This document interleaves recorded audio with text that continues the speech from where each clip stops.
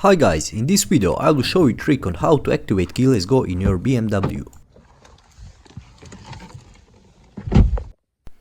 First step, put your foot on the brake and make sure car is in the park mode.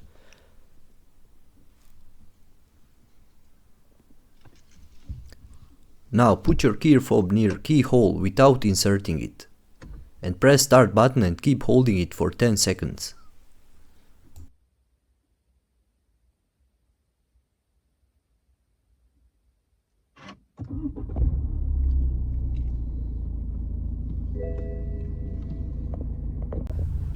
Now you can leave your car without your key being inserted.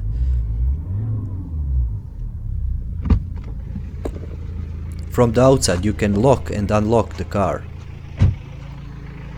For me personally this is very useful trick. And of course you can drive your car without the key being inserted.